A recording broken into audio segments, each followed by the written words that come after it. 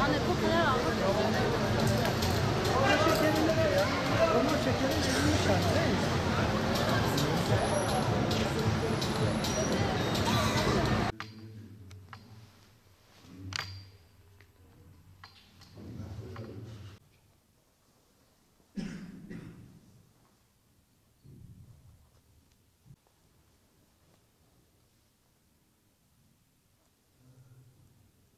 Bismillahirrahmanirrahim. Bir hadis olduğu söylenen, bazı kaynaklarda hadis olduğu söylenen, Allahümme erinel hakka hakkan ve rızıkna ittiba'ah. Ya Rabbi, hakkı hak olarak bana tanıtıp ona uymayı nasip et. Ve erinel batile batilen ve rızıkna ijtinabe.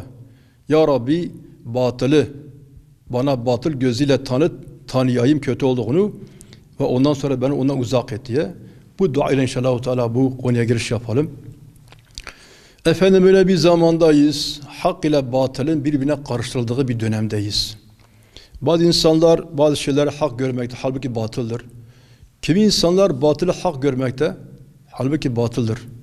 Yani hakkı batıl görenler var, batıl hak görenler vardır.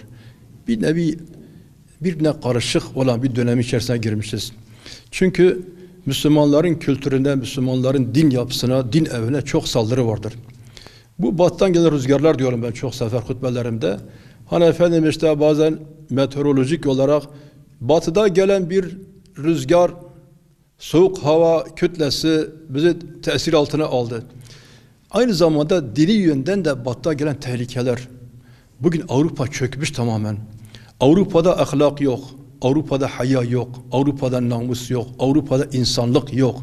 Avrupa'da birbirine merhamet etme duyguları bitmiştir.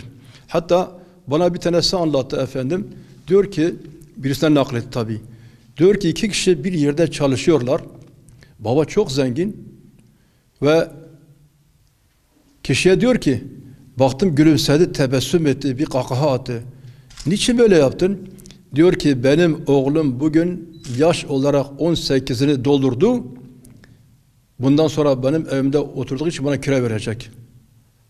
Yani bir babanın 18 yaşına gelen evladından kira alabileceği bir batı sistemi batıda var. İşte o taraftan bize efendim yani saldırılan bu kültür emperyalizmi, kültür rezaleti maalesef bizde etkisi altına almıştır.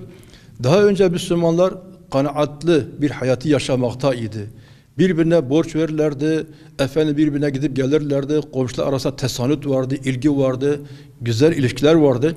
Ama batının tesirine gittiğimiz günden dolayı maalesef bir erozyon var, çözülme var. Onun için bizim bu konuda dikkatli olmamız lazımdır. Bunlardan bir tanesi de efendim batı kültür yansıması olarak işte israfa dönük bazı projeler vardır.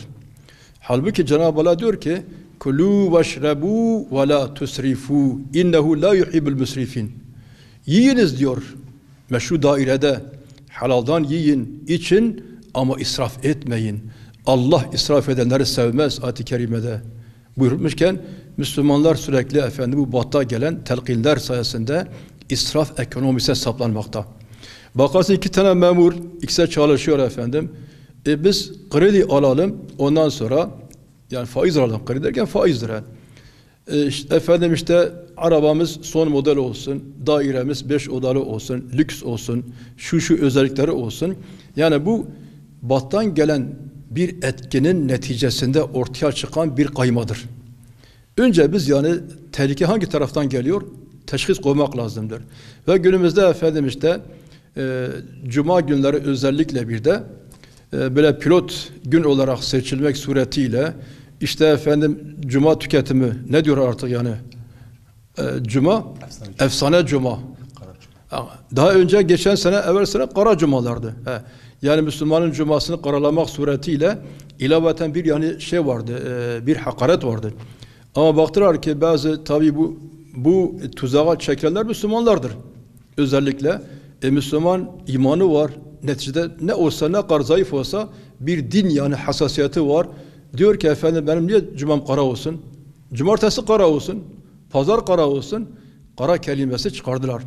Bu sene efsane cumalar, bilimler cumalar ismi altında böyle israfa teşvik programları düzenlemekteler.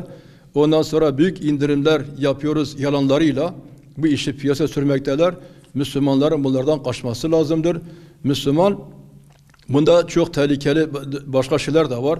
Özellikle mesela Cenab-ı Allah diyor ki İza nudiya lis-salati min yevmil cuma diyor. Cuma günü namaza çağırdığınız zaman fes'av ila zikrillah ve zerul bey' diyor. Allah'ın zikrine namaz kılmaya koşarcasına gidin, önemseyin gidin. Ve zerul bey' alışverişi bırakın. Bunlar efendim pazar günü yapsınlar. Cumartesi yapsın. Pazar yapsın ki Hristiyan kiliseye gitmeyebilsin.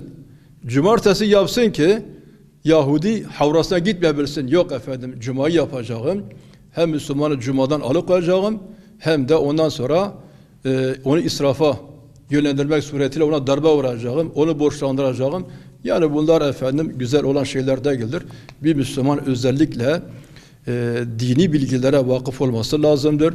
Onu sömürenlerin kim olduğunu bilmesi lazımdır. Ve bu konuda efendim inşallah Teala ben şuurlu olmayı kardeşlerimden rica ediyorum. Allah razı olsun efendim. Teşekkür ediyorum.